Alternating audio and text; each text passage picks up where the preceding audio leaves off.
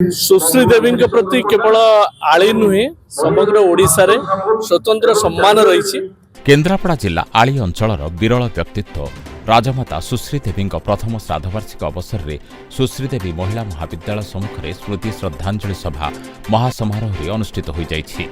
सुश्री देवी एकाधारे थिले विधायक सांसद राजमाता स्वर्गत शरद कुमार देव सहधर्मिणी। जनता सेवा आलीर विकास दिगरे तांकर प्रयास थिला चिरस्मरणीय।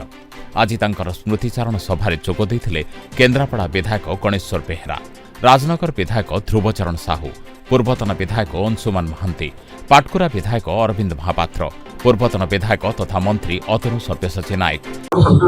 सुश्री देवी प्रति केवल आली नुहे समग्र ओडिशा रे स्वतंत्र सम्मान रही। गोटे पट्रे विशिष्ट जननेता राजा मंत्री बहुबार होती अनूप सिंहदेव से होती सुकन्या, एपटे शरद देव जे कि आम अंचल गर्व विजुओं सहित ये अंचल बहु किसी उन्नति कर सहधर्मिणी प्रताप देव माँ केवल तांकर माँ नथिले ये अंचलवासी विश्वास करती सबु बेसहारा लोकंकर से थिले माँ एवं ए अंचल जो उन्नति होईछि से उन्नति रे शरद देवकर सुश्री देवीकर मध्य भूमिका बहुत किछि रही। आज दिन रे हम तांको प्रति श्रद्धांजलि अर्पण करू।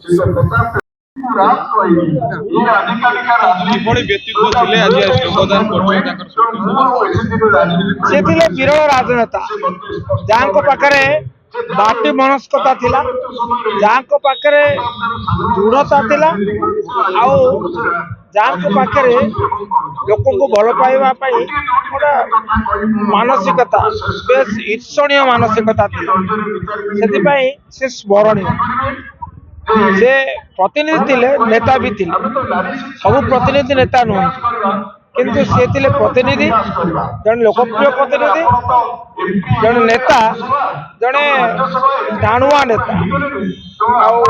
तांकर कार्यकाल भितर प्रथम से विधानसभा प्रतिनिधि भाव में 90 ରୁ 95 और 2002-2008 6 वर्ष काल राज्यसभा प्रतिनिधि भाव में से तांकर उल्लेखनीय अवदान छाड़ी जाइछन्ति। नारी शिक्षार विकास, स्वास्थ्य क्षेत्र विकास, शिक्षार प्रसार ये सब क्षेत्र में निश्चित भाव में लोके कृतज्ञतार सहित मन रखे।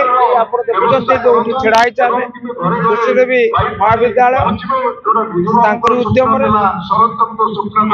आमर कोर्ट प्रतिष्ठा होता उद्यम अंचल विकास रे से प्रति अनेक से उदाहरण आज दिन में मोर प्रति गभीर श्रद्धांजलि। चांदपाली विधायक व्यामकेश प्रमुख नेतृवृंद स्वर्गत राजमाता दुई पुत्र वर्तमान राजतिलक धारण करथिबा बड़ पुओ ब्रजकेशरी देव एवं सान पुओ पूर्वतन मंत्री तथा आलीर विधायक प्रताप केशरी देव उपस्थित थाई माता स्मृतिचारण करथिले।